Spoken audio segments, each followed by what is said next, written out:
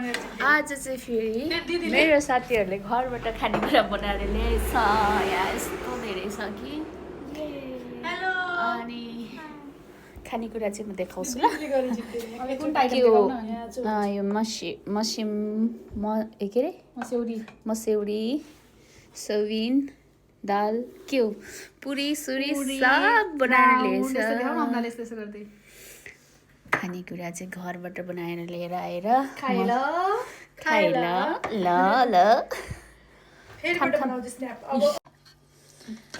गाबा गाबा गाबा गाबा होइन उसके ए के भन्छ अरे मस्यौरा मस्यौरा मस्यौरा पहिलोचोटि खाएको पहिलोचोटि हो।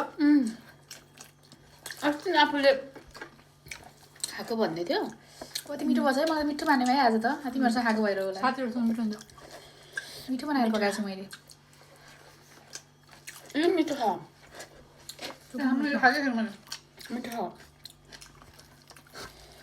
यो दुईटा त फेभरेट हो कि मेरो नि सेम सेम लाग्छ मलाई यो दुईटा। मलाई पनि सोयाबिन एकदम मनपर्छ। सोयाबिन सानो सानो सोयाबिनै खाएर हो। मलाई चाहिँ यो सुरुमा खाएर ल अनौठो भए नि खान्छु तर म चाहिँ यो कहिले खाएको छैन। कहिले नखाएको भात चाहिँ मिठो के मेरो भात फेभरेट हो। भात फेभरेट हो भात दाल तरकारी म बिहान थोरै खाएको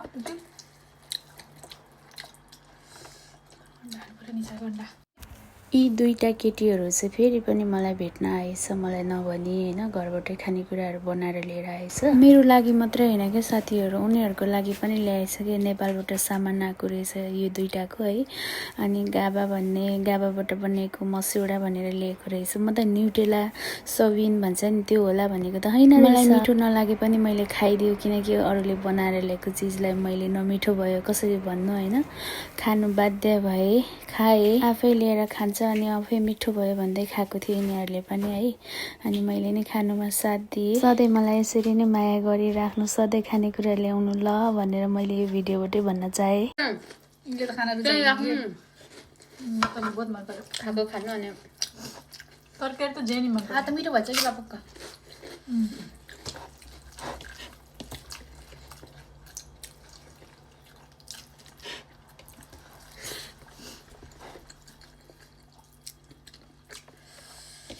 कहिले नखाएको चिज खाएँ मैले झन्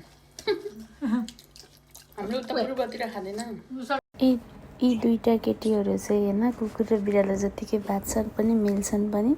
म चाहिँ ठिक्कको छु यिनीहरूको बिचको। एक नम्बर छुच्चीहरू छ म चाहिँ त्यसमा पर्दिनँ किनकि म चाहिँ चुपचाप बस्छु। मलाई चाहिँ खाना खाइसकेपछि त्यत्तिकै बस्नु मन लागिरहेको छ कि म हतपत्ती उठ्दिनँ। खाना खाने बित्तिकै आनन्दले खान्छु। तिनीहरू फेरि खाने बित्तिकै उठेर हिँड्छ कि म चाहिँ त्यो बानी नै छैन।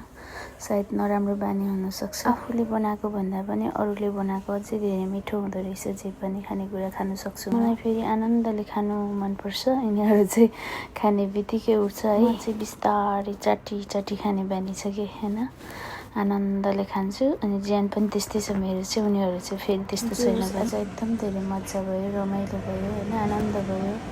फेरि पनि यस्तै भिडियोहरू लिएर आउने नै छु। By by.